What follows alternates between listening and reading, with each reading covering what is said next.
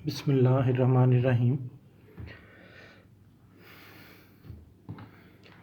Student, सबसे पहले तो जो हमारा सिलसिला चल रहा है चैप्टर 3 और 4 के हवाले से, वो तो सिलसिला चल ही रहा है, लेकिन बीच में एक हमारे पास मैं समझता हूँ कि क्वेश्चन 5th चैप्टर में से भी साथ साथ कर लें थोड़ा बहुत। इसमें ये है कि इस क्वेश्चन को करने से हमें 3 चीज़ों का पता चल जाएगा। एक तो किसी मैट्रिक्स का इन्वर्स मालूम करना जो टॉपिक है, फिर किसी मैट्रिक्स का एडजॉइंट मालूम करना, फिर उसके कोफैक्टर्स एलिमेंट्स के मालूम करना, डिटरमिनेंट ओपन करना। बहुत सारी चीज़ों का कम्बिनेशन है ये। वैसे मैंने जो क्वेश्चन सेलेक्ट किया है वो 5.1 का क्वेश्चन 24 का पार्ट नंबर 3 है, inverse of A matrix bye adjoint method. अगर तो पेपर में लिखा हुआ आ जाए कि एडजॉइंट मेथड से करें, फिर तो आप इस तरीके से करेंगे ही। लेकिन अगर फ़र्ज़ करें कि नहीं भी लिखा हुआ और उसने कहा जी सिर्फ इन्वर्स मालूम करें, तो तब भी आप ये वाला तरीका जो है वो अपना सकते हैं।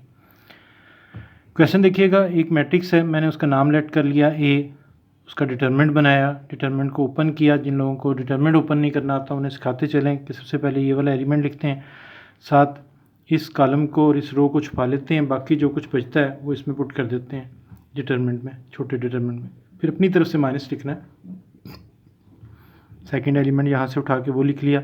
साथ ये डिटरमिनेंट कैसे बना, जो एलिमेंट लिखा है उसकी कॉलम और उसकी रो को छुपा लें, बाकी जो कुछ बचा हुआ है वो उठा के एज इट इज़ जो है वो यहाँ पे लिख दें। अब +2 पहले प्लस फिर माइनस फिर प्लस, ये रूल है।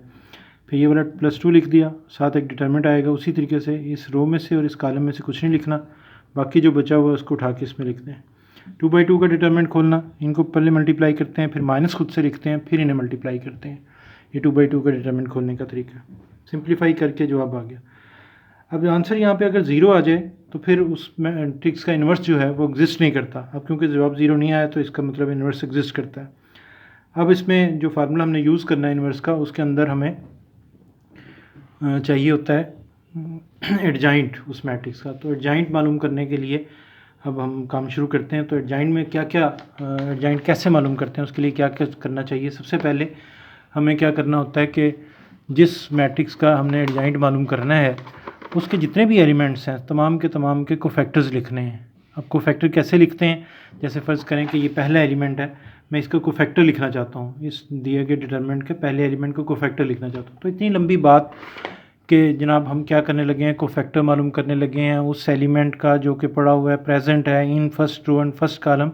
ये पूरा नहीं लिखते, बल्कि क्या करते हैं कि मैट्रिक्स का नाम लिखते हैं और उस एलिमेंट की पोजीशन लिखते हैं। अब देखिए पोजीशन कैसे लिखी जाती है। ये एलिमेंट कहाँ पड़ा हुआ है, पहली रो में, और कहाँ पड़ा हुआ है, पहले कॉलम में। तो पहली रो पहला कॉलम वो यहाँ पे जिक्र करते हैं, पहली रो पहला कॉलम। तो इसका नाम क्या आ गया, A11।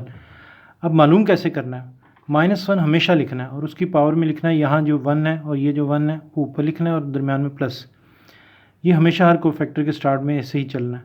अब रह गया कि ये कहाँ से आया, तो जिस एलिमेंट का कोफैक्टर मालूम कर रहे हैं उस एलिमेंट को छुपा लें और उसकी रो को छुपा लें, बाकी जो कुछ बचा हुआ है उसका डिटरमिनेंट बना के वो यहाँ पे लिख दें। अब इसे सिंप्लीफाई किया, ये हमारे पास जवाब आ गया, कुछ भी जवाब आ गया, लेट से 0 आ गया। अब ये देखिए यहाँ पे आपको अंदाज़ा हो गया होगा कि A12 से क्या मुराद है।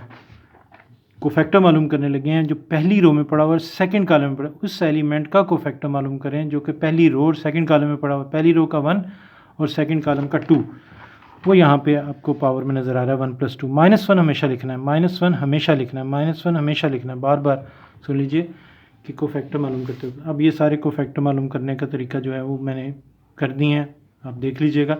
वैसे तो आप खुद भी कर सकते हैं अगर आपको सही तरह अंडरस्टैंड। मैं पैरेलल वीडियो में दिखा देता हूँ आपको, अगर आप खुद से कर रहे हैं और साथ साथ चेक भी कर रहे हैं तो आप यहाँ से चेक भी कर सकते हैं। कोशिश कीजिएगा खुद करें। जब सारे कोफैक्टर्स मालूम हो जाएंगे, तमाम एलिमेंट के कोफैक्टर्स जो है वो मालूम हो जाएंगे। देखिए तमाम एलिमेंट के कोफैक्टर जो है वो मालूम हमने कर लिए हैं, आपने खुद से भी कर लिए होंगे। तो अब क्या करना है कि उन मैट्रिक्स को, जो मैट्रिक्स के एलिमेंट हैं उन्हें यहाँ से हटा देना है और हर एलिमेंट का जो कोफैक्टर मालूम किया हुआ वो उसकी जगह पे जो है लिख देना है। ये कोफैक्टर मैंने सारे लिख दिए। अब इसका नाम मैंने रख दिया है, मैट्रिक्स ए है लेकिन उसके कोफैक्टर्स लिखे गए हैं। अब इसका ट्रांसपोज ले लें, जो ही ट्रांसपोज लेंगे इसका तो वो एडजॉइंट ऑफ ए आ जाएगा। अब ट्रांसपोज जिन्हें नहीं आता पहली रो का पहला कॉलम बना लें, दूसरी रो का दूसरा कॉलम बना लें, तीसरी रो का तीसरा कॉलम बना लें। ये ट्रांसपोज मालूम करने का तरीका होता है। यानी कि इसके अंदर ट्रांसपोज भी आ गया, कोफैक्टर्स भी आ गया, एडजॉइंट भी आ गया, डिटरमिनेंट भी आ गया, इन्वर्स तो है ही। अब इन्वर्स का फार्मूला लिखा, ये इन्वर्स का फार्मूला ऊपर एडजॉइंट ऑफ ए यहाँ से देख के लिख दें, नीचे डिटरमिनेंट ऑफ ए का जवाब जो कि यहाँ पे हमने निकाला था 1 वो लिख दें। इस तरह इन्वर्स जो है मालूम हो गया। सब्सक्राइब ज़रूर कर दिया करें चैनल को, वरना मुझे फिर बार बार जो है वो लिंक सेंड करना पड़ता है।